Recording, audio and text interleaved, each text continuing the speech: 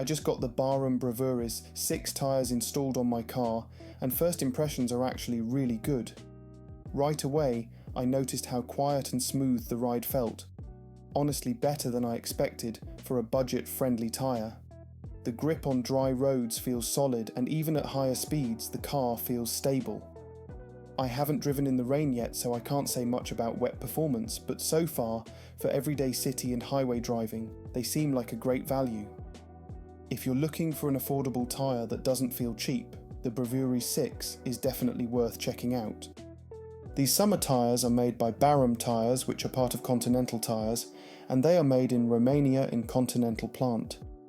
Bravuris 6 are made for everyday driving, and they've got an asymmetrical tread pattern that's supposed to help with grip and cornering. Mine are rated for speeds up to 240 km per hour, and they've got a solid B rating for wet grip, which gives me a bit more confidence for rainy days.